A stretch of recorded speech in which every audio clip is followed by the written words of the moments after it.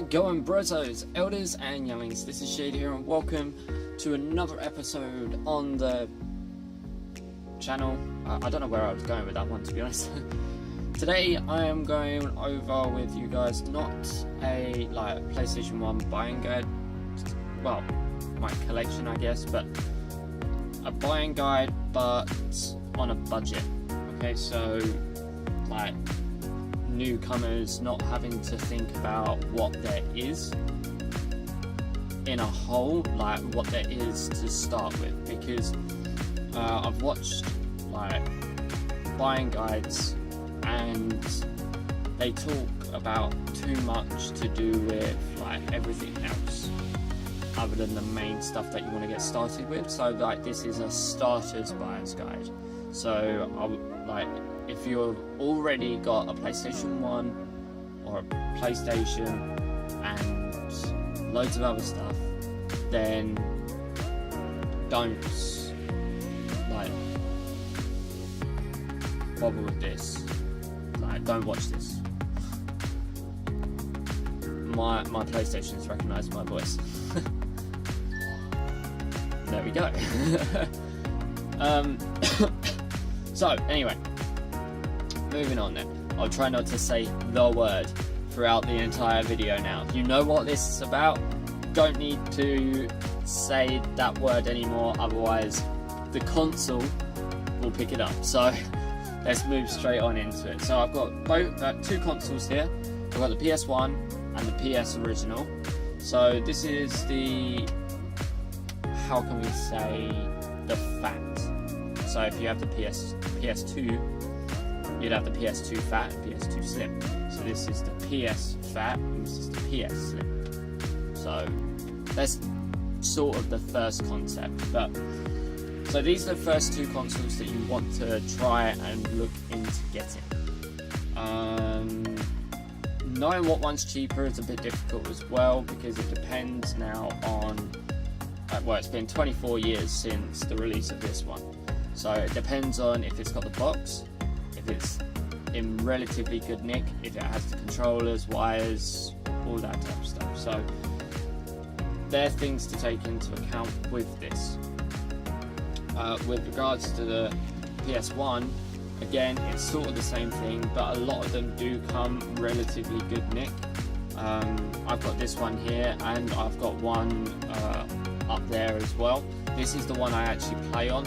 That one I think I've just got with like a bundle, and I will go on to bundles soon, but for now we won't worry about that.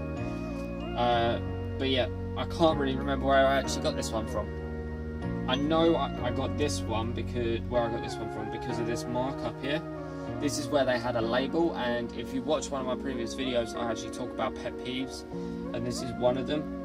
So this is where I had they stuck the price tag on, and yeah, it won't come off. Well, the residue that got left behind won't come off. So, and I've got one controller here, and this controller is the DualShock 1. This is the first DualShock, and it goes to the PS one. It doesn't go to the PS. That's why it's this white, kind of brightish white. You might see that it's quite dirty.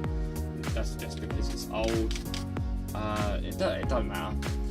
But this will work on both systems, and the same with the PS, where with that controller it doesn't come with DualShock. It just comes with D-pad, buttons, and all the rest of it. But it will still work with certain games. Certain games started using DualShock, but it wasn't until the PS2 that they actually used DualShock fully in all games, which is fair. I love the game, so I love the game. I love the DualShock in the consoles, game consoles. But yes, I don't know where my other D-pad controller is that originally went to this, because I use this one a lot more. So yeah, that's all I can really say on it. And the final thing to do with this part of the stuff in the way of collecting and buying cheaply. You need memory cards, because basically consoles back then, if you didn't know, didn't have internal memory. So it's one of those things that you need to be 100% sure that you get, either with a bundle or on its own, is a PlayStation. I just said it back. I just said the word. That you make sure you get your PS memory card. They only come as 1 megabyte, I think, but it can hold up to a good few blocks. But you gotta bear in mind, once you're full, you won't be able to save anything. So if you start a game and then go to save, you'll have to like get another memory card or end the game. So yeah, just remember that. I've got 3. I've got 1 more in a bag over there, so that's fine. But these are 2 that I've got here. These are actually original ones, with the grey that matches the consoles. So yeah, you can get them in like see-through and things like that, but I haven't seen that. So yes, that's the main stuff. Okay, so once you've got these, then focus on other things. Focus on like getting peripherals, being like you can actually get a mouse for the PlayStation. I nearly said it. Yeah, you can get a mouse. You can get like these joysticks, these huge joysticks. You can get a item that can go into the back here, if it will let me open it. Yeah, but there's meant to be a port back here. If you open it up, you can put a Explorer in, and it will put loads of like cheats on to certain games that you've got. So that's something to also bear in mind if you want to cheat your games. I don't blame you. I cheated a lot of my games when I was younger, and when I grew up I still cheated a couple of them because it was just enjoyable to do. Doom being an example, where you just like cheat in all the weapons. It's a game where you get to blow everything apart. You might as well just cheat in all the weapons. So yes, that's the consoles. We're going to move on to the games, and these are, in my opinion, not everybody else's. So just bear that in mind. I'm not going to sit there and say, oh, buy this, because it's my favourite game. I like these games. Okay, I grew up with these games, and that's a huge big deal for me. I rate these games very highly because, like I said, I played them when I was younger, but they're also big series names, and like they're great for what they are. So and there's one other thing that I will explain right at the end of going through all of these, where you would see one is black and one is silver. Today I will go through right at the end, just so that you are aware. Okay, so I'm going to go through the list nice and quickly. I'm not going to sit there and give you my personal opinion. I'm just going to tell you what the game is, what it's about, and then move on. Okay, so the first game I'm going to say is Gran Turismo. Gran Turismo is a real driving simulator. Basically, like, you just do racing, and you get to choose from a bunch of cars. I think you get to do like a lot of the stuff in what you can do in the recent Gran Turismo you can do in the previous. I don't think it's anything like Gran Turismo Sport. Oh, I don't know where that came from. Possibly a long day. But this is dual shock capable. It even says on the back of the case. But yeah, I really enjoy the game. Very simplistic, easy to get along with, easy to play.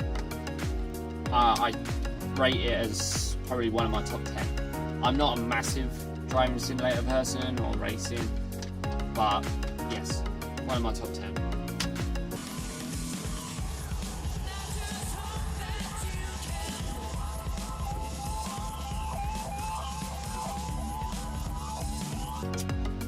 my next one, Rayman. Rayman is like Mario. That's basically it. I think it was on one of the Nintendo systems at the same time as being on a PlayStation system. But this is a 2D side scroller, very good game. And then if you get Rayman 2, I think it went into 3D. So if you do get Rayman 2, just bear that in mind. They will be 3D after Rayman 1. And yeah, it's a brilliant side scroller, really. It is what it is. I think there's a couple of bosses. You get to ride like this weird bug type thing that shoots at enemies. It's cool. It's a cool game. Alright, I don't see why you wouldn't get this. It's a dude without arms. That's basically it.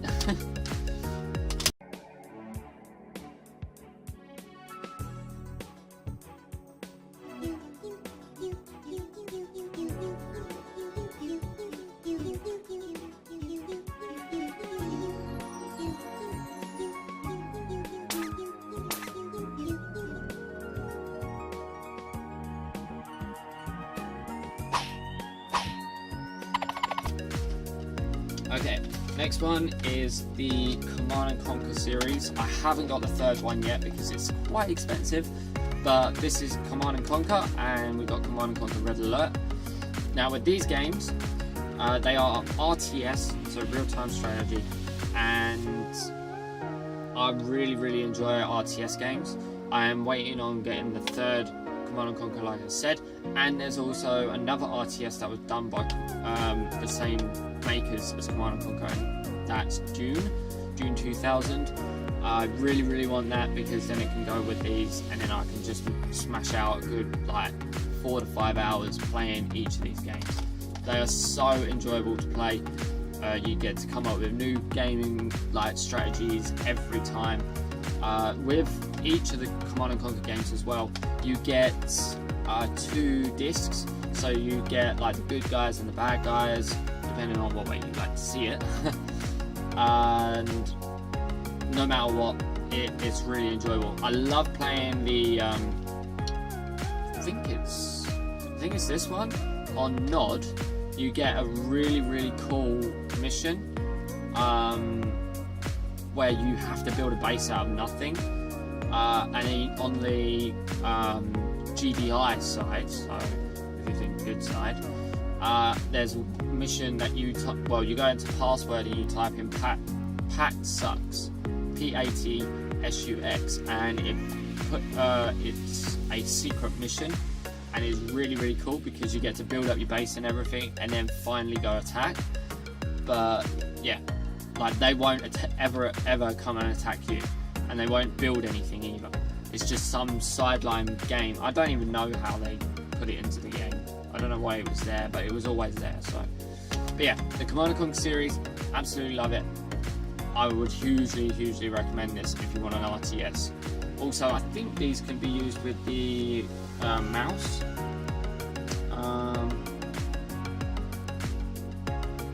Don't know. Just reading on the back of this, on this game, fast-paced gameplay scrolls at 60 frames per second. So while we had 60 frames per second on the PS1, when we were going through the PS3 area, we suddenly dropped down to 30. So that's quite amusing to read the back of this, but yes. So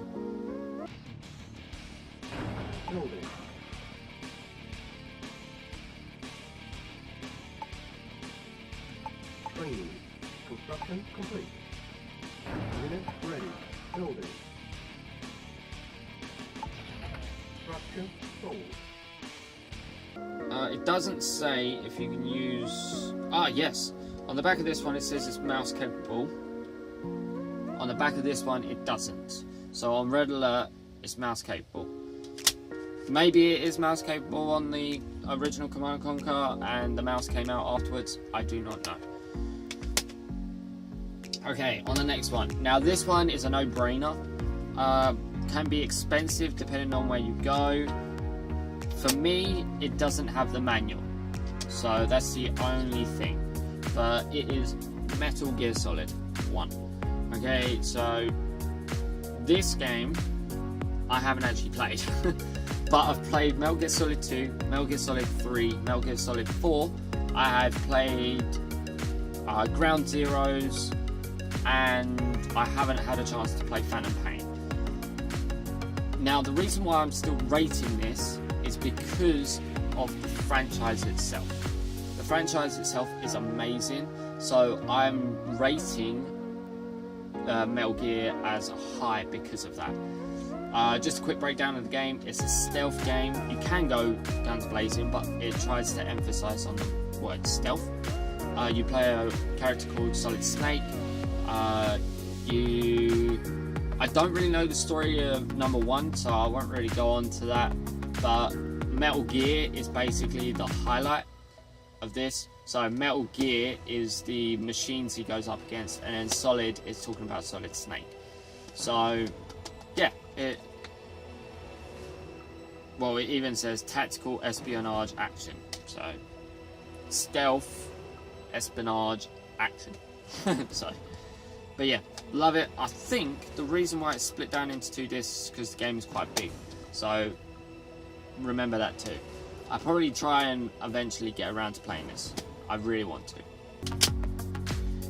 And the last one is a Trilogy, okay, for the PS1. And I love this game. I played it so much when I was younger, which is pretty bad because it's an 18+ game, and it is highly emphasized as an 18+. But it is the Duke Nukem Trilogy, and I love the Duke Nukem games. Just to explain some stuff, Duke Nukem 1 or Duke Nukem 3D, it's first person. When it goes on to Duke Nukem Time to Kill, it goes to third person, and it's still great. It still plays so well. This emphasizes a lot on just using guns. This one you can swim. I think you can swim on this, but it doesn't look really that good. It just looks like you're just floating forward because you're still holding your gun out. You can shoot underwater and stuff. With this one, you swim a lot. You're climbing out. You're using jetpacks. There's a lot more to this, and I really like it because of that. And it's the same with Duke Nukem Land of the Babes. Land of the Babes is only a 15+, even though on the back someone put a sticker and put 18+. Maybe they were indecisive back in the day. But yeah, to be honest, things that are on the consoles back on the PS1 that were considered age inappropriate nowadays are probably really underrated. Overrated in age rating. So if you're like only 12, trust me, you won't really see much. You'll see like, oh, it's a 2D girl, woohoo.